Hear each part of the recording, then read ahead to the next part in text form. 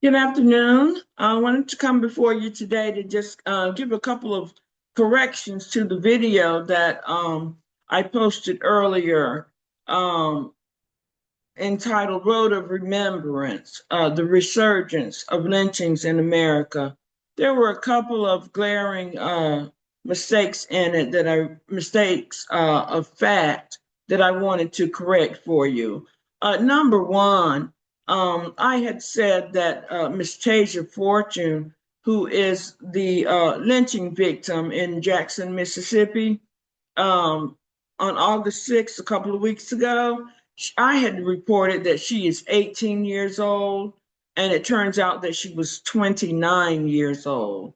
So I wanted to make sure that you knew that. And as we believe that we are just doing some of this as a statement of record, to keep a record of what is going on right now, we want to be as factual as we possibly can. So she was actually 29 years old, Miss Tasia Fortune. Um, the next thing is I shared two videos yesterday. One of them, the second one, featured Miss Kelli Snider, and she is a behavior analyst and an author and an artist. And she gave some quite invaluable insight into the ritual of lynching in America through the years. And I thought that I had shared the actual video, but it turns out that there was a technical glitch and you could hear the audio, but you could not see the video part. And so I wanted to share that with you because I think that it is her presentation is an essential part of understanding the history of lynching in America as a part of she calls it racial terror. That's what she calls it. And I think it's important to hear her take on all of this.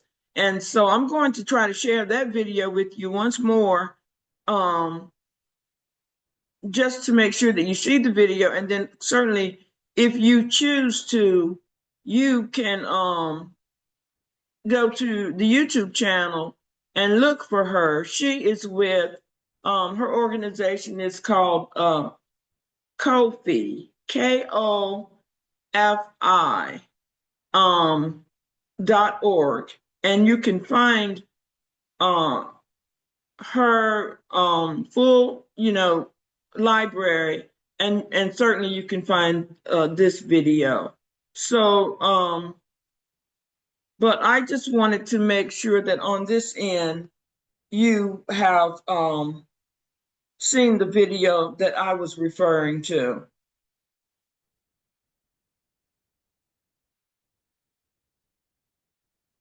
in our latest edition.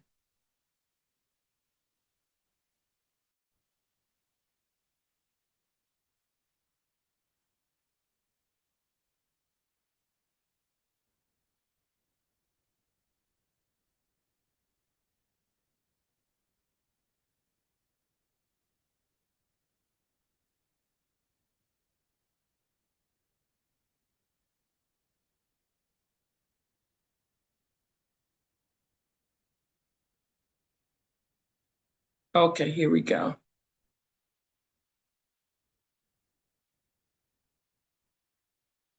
Sometimes the technology is cooperative and sometimes it is a challenge. So today it seems to be a challenge, but let's try that one more time.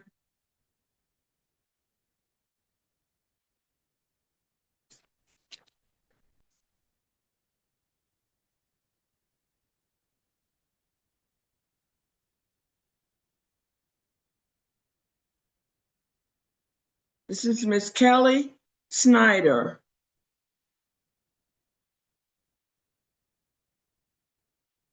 of Kofi.org, KOFI.org.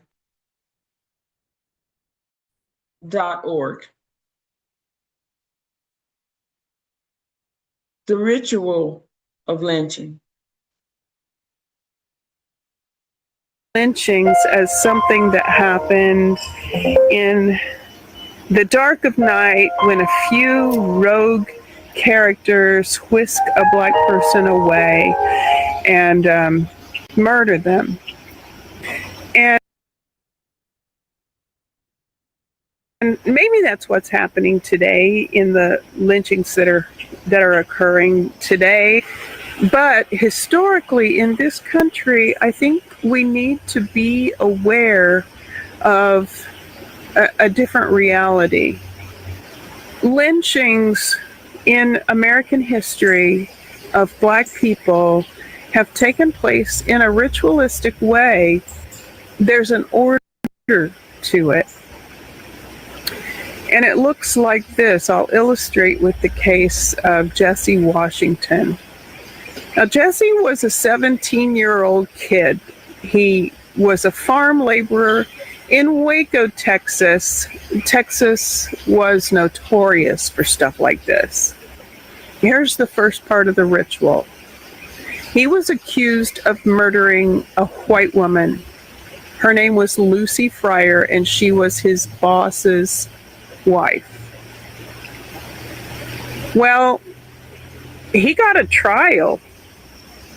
It lasted about an hour, and the jury deliberated for just a couple minutes before they sentenced him to death. And what happened next is this pattern that happens throughout history in all these so-called spectacle lynchings. A crowd storms into the courtroom.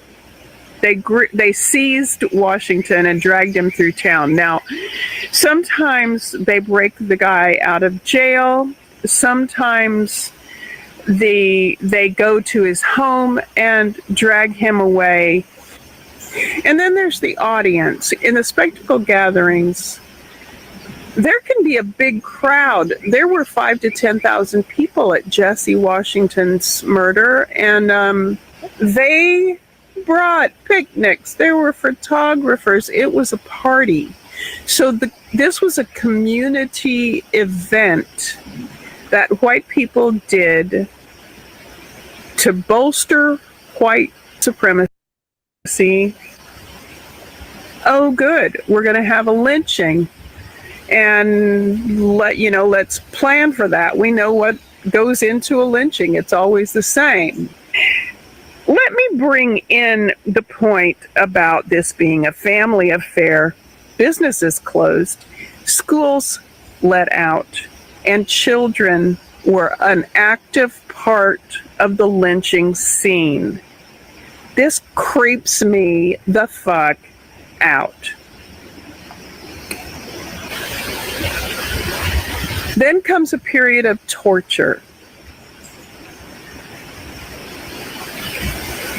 It's rare for someone to immediately be hung to death. Usually there's torture first. In the case of Jesse Washington, this 17-year-old kid, he was hung by a chain over a tree, and then the chain was raised and lowered into a fire below his feet repeatedly for approximately 2 hours until he finally died. During this process, while he was still alive, he would occasionally try to pull himself out of the fire because his body was burning. Well, they didn't like this, so they cut off his fingers so that he could no longer pull himself out of the fire.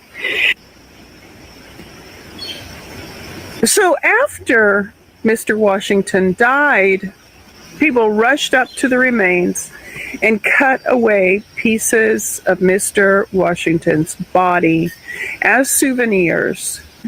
Children participated in the dismembering of the body. Boys pulled the teeth out of his skull to either sell or keep for souvenirs.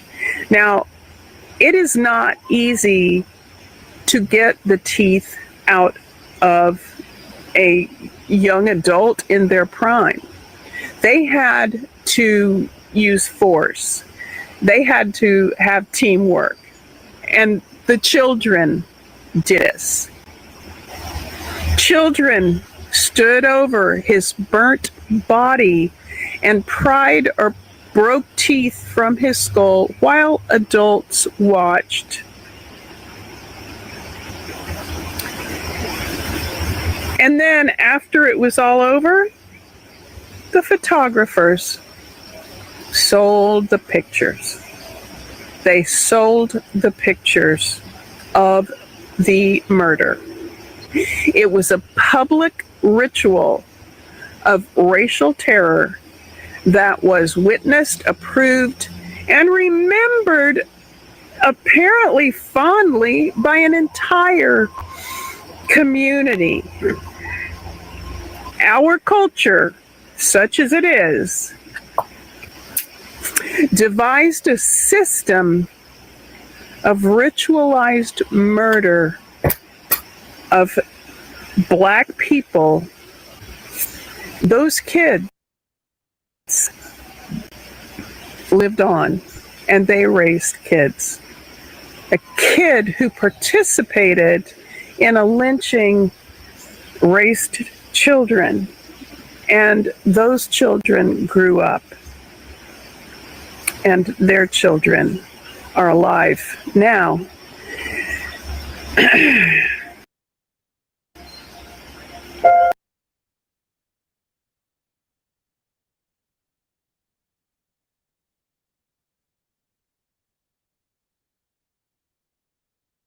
Okay, I trust that you were able to hear that video and to see it clearly this time.